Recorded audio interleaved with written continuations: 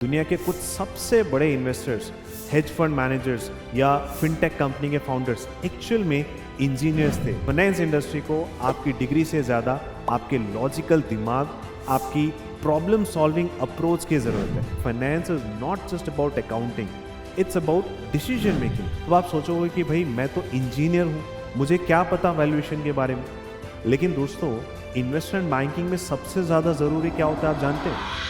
क्या आपको ये लगता है कि फाइनेंस करियर सिर्फ उनके लिए है जिन्होंने कॉमर्स पढ़ा है, या फिर जो लोग बचपन से ही बैलेंस शीट्स के साथ खेल रहे हैं? ऐसा नहीं है। आपको एक सरप्राइजिंग फैक्ट बताता हूँ। दुनिया के कुछ सबसे बड़े इन्वेस्टर्स, हेज फंड मैनेजर्स या फिनटेक कंपनी के फाउंडर्स एक्चुअल में इंजीनियर्स थे, या फिर वो आर्ट्स बैकग्राउंड से थे।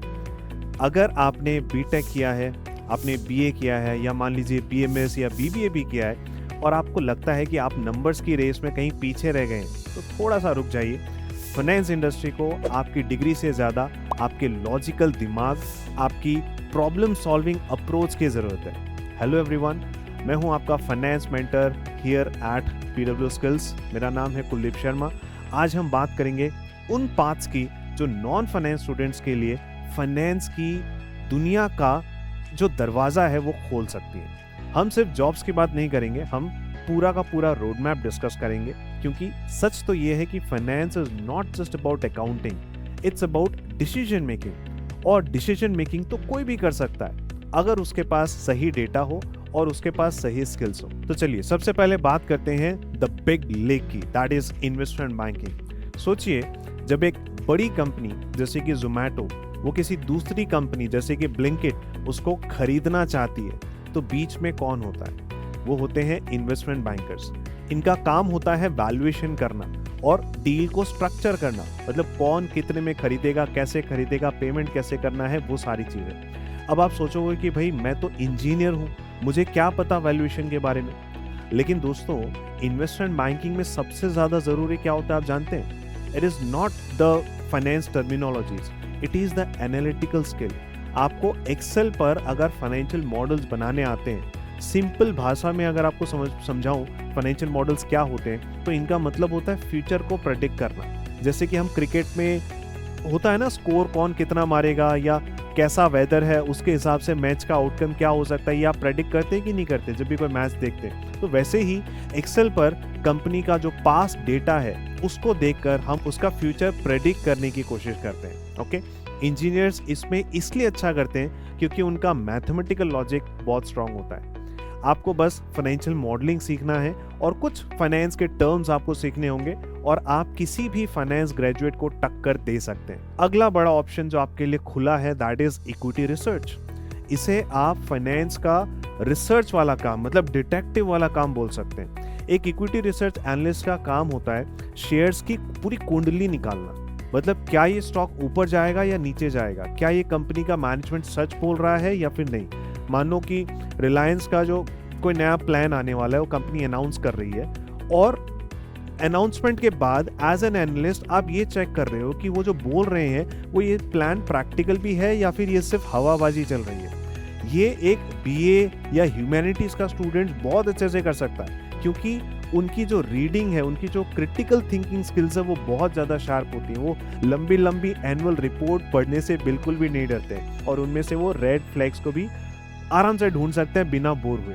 बस आपको 3 फाइनेंशियल स्टेटमेंट सीखने पड़ेंगे, जो हमारी बैलेंस शीट होती है, प्रॉफिट एंड लॉस स्टेटमेंट होता है, और कैश फ्लो स्टेटमेंट होता है। ये उतना मुश्किल नहीं है जितना आप शायद सोच रहे होगे अभी। ये बस एक तरह की स्टोरी टेलिंग होती है, बस आपको नंबर्स के जरिए करनी पड़ती है। फिर आता है एक बहुत ही स्टेबल और high growth field, that is FP&A, financial planning and analysis. ये हर कंपनी की बैकबोन होती है। मानो आप एक कैप्टन हो जो पूरा का पूरा शिप चला रहा है, और वो शिप का जो फ्यूल है और उसका जो रास्ता है वो मैनेज करने का काम आपका है। ठीक है, आपको क्या मैनेज करना? आपको ये मैनेज करना है कि वो शिप कहीं समंदर के बीच में ना रुक जाए, उसका फ्यूल खत्म ना हो जाए। तो वैसे ही एक FP&A प्रोफेशनल क्या करता है? कंपनी के लिए बजटिंग करता है, फोरकास्टिंग करता है, वेरिएंस एनालिसिस करता है। और नॉन फाइनेंस स्टूडेंट्स यहाँ पे इसलिए फिट बैठते हैं क्योंकि वो लोग अलग पिक्चर देख पाते हैं, वो बड़ी पिक्चर देख पाते हैं जो कि सिर्फ नंबर्स नहीं दिखा पाते हैं, तो वो प्रोसेस को देखते हैं। आजकल कंपनीज को ऐसे लोग चाहिए जो एक्सेल के साथ साथ ऑटोमेशन और कोडिंग जैसे कि पाइथन हो गया या SQL भी जानते हैं। अगर आप एक इंजीनियर हैं जो थोड़ी बहुत कोडिंग भी अगर कर लेते हैं तो फिर आपके पास एक बहुत बड़ा ऑप्शन है। आप फाइनेंस अगर थोड़ा सा भी सीख लेना तो आप एफपीए में एक गोल्ड माइन के ऊपर जाकर के बैठ सकते हैं। इसके बाद बात करते हैं मॉडर्न डे फाइनेंस यानी कि फिनटेक की। तो इन कंपनीज के लिए प्योर फाइनेंस से ज्यादा प्रोडक्ट मैनेजमेंट या डेटा एनालिटिक्स की वैल्यू है। फिनटेक कंपनीज को ऐसे लोग चाहिए जो ये समझ सके कि एक यूजर लोन कैसे लेता है या फिर वो ट्रेडिंग कैसे करते हैं। अगर आपको टेक की थोड़ी भी समझ है तो आप फिनटेक में एज अ प्रोडक्ट मैनेजर या फिर as a business analyst join कर सकते हैं। आपको कोई सीए बनने की जरूरत नहीं है यहाँ पर, बस आपको ये समझना है कि टेक्नोलॉजी फाइनेंशियल सर्विसेज को कैसे आसान बना सकती है। एक और छुपा हुआ रास्ता मैं आपको बता सकता हूँ, दैट इज कॉर्पोरेट ट्रेजरी। जब एक बड़ी मल्टीनेशनल कंपनी के पास हजारों करोड़ रुपए एक्स्ट्रा पड़े होते हैं तो वो उसे कहाँ इन्वेस्ट करें, उसे कैसे प्रोटेक्ट करें, ये काम ट्रेजरी डिपार्टमेंट का होता है। यहाँ पे रिस्क मैनेजमेंट का बड़ा इंपॉर्टेंट रोल होता है। इंजीनियर्स और जिन लोगों का मैथ में मेजर रहा है उन लोगों के लिए ये फील्ड जन्नत है, क्योंकि यहाँ पर हैवी क्वांटिटेटिव मॉडल्स यूज होते हैं। अब सवाल ये है कि आप शुरुआत कैसे करें। देखिए, सबसे पहले आपको फाइनेंशियल लिटरेसी डेवलप करनी पड़ेगी, राइट। रोज न्यूज़ पढ़िए, ये मत देखिए कि स्टॉक प्राइस क्या हुआ, आप ये देखिए कि स्टॉक प्राइस उतना है लेकिन क्यों है। दूसरा, आप एक्सेल के साथ थोड़ी सी दोस्ती कर लीजिए, ये फाइनेंस में आपके हर रोज काम आने वाला है, राइट। तो ऐसी चीज है जो आपका ऑक्सीजन बन जाएगा, तो आपको ये आनी ही चाहिए। फिर तीसरी इंपॉर्टेंट चीज हो गई कोई प्रोफेशनल सर्टिफिकेशन, जैसे कि सीएफए प्रोग्राम को आप देख सकते हैं या फिर आप कोई सर्टिफाइड फाइनेंशियल मॉडलिंग का कोर्स कर सकते हैं, राइट। ये सर्टिफिकेट्स इंडस्ट्री को बताते हैं कि भले ही आप किसी दूसरी डिग्री से, आप किसी नॉन फाइनेंस डिग्री से आते हैं, लेकिन आपकी जो नॉलेज है वो बिल्कुल अपडेट है और आप फाइनेंस के काम को करने के लिए बिल्कुल तैयार हैं। याद रखिए, फाइनेंस एक बहुत बड़ा समंदर है, यहाँ पे सबके लिए जगह है, बस आपको तैरना सीखना पड़ेगा। डिग्री आपके लिए एक एंट्री टिकट होती है, लेकिन आपकी जो लर्निंग एबिलिटी है, ये सीखने की भूख, यही आपको आगे तक लेके जाएगी।